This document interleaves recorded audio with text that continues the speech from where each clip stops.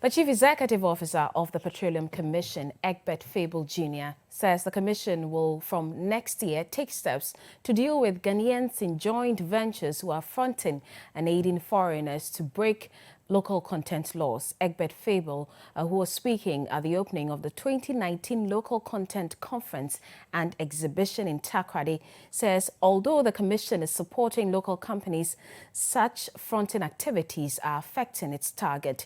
He, however, says Ghana has achieved 80% of its local content targets, with many of the major oil companies exceeding their local content targets. Akwasi Agyei Annim has more. The annual Local Content Conference and Exhibition by the Petroleum Commission was instituted to periodically assess the gains and challenges of the 2013 Local Content and Local Participation LI 2204, which came into effect in 2014. Addressing the 2019 conference on the theme, Maximizing In-Country Value Addition, the role of indigenous Ghanaian companies and joint ventures in the upstream petroleum sector, the Deputy Minister of Energy in charge of petroleum, Mohammed Amin Adams, charged the Petroleum Commission to evaluate the likely impact of the African Continental Free Trade Area on Ghana's local content policy in the oil and gas sector. He, however, disclosed that government is finalizing proposals to amend the local content law. We believe that there are successful Ghanaians and Ghanaian enterprises who on their own or through consortia can take credible stake in oil licenses, and we encourage you to do so. However, where this is not achievable, there are other ways of fulfilling the indigenous company requirement in licenses. For this reason, government is finalizing proposals for amendments to the Petroleum Local Content and Local Participation Regulations, LI 2204, to include what we call the warehousing policy as additional means of meeting local content requirements.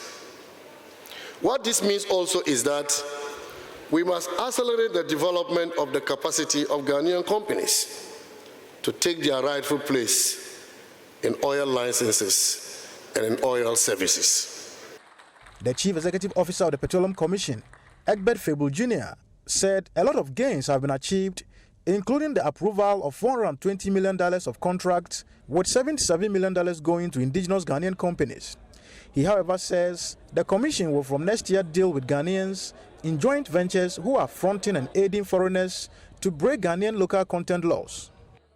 And I'm glad to announce that as of now, we have achieved a localization ratio of over 80%, and almost all the major companies have achieved or exceeded their LI 2204 targets. We will continue to strengthen our monitoring and inspection efforts and partnerships with the Ghana Immigration Service to deepen compliance.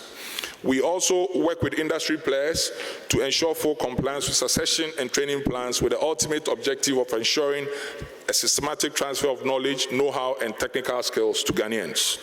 In spite of efforts being made by government and the Commission to create opportunities for Ghanaian businesses, the activities of some of these companies, that is indigenous Ghanaian companies, retrogress our efforts. As a sector regulator, we are aware that about 50% of joint venture arrangements in the upstream sector are not suitably matched in terms of business objects and capabilities. We are also aware of the countless cases of issues relating to misaligned services, creating imbalances in most of the existing joint venture arrangements, and thus becoming convenient grounds for what can simply be referred to as fronting. We have identified most, if not all, of the strategies that have been used for fronting. The era of fronting is about to end. Beginning next year, the Commission, working with other state actors, including the Registrar General's Department and the Ghana Revenue Authority, will begin the enforcement of the relevant laws, including tax assessments on the basis of one's equity participation and hence profit sharing, revocation of operating permits and non-issuance of permits to indigenous Ghanaian companies and their partners who are proven, after thorough investigations, to have engaged in fronting. The Executive Secretary of the Ghana Oil and Gas Service Providers Association, Nwete Aziman, and Daniel Kwachi, an indigenous oil service provider, reacted to the concerns about fronting and contracts that have been given to locals. He said it right, without missing words. There is a problem with fronting.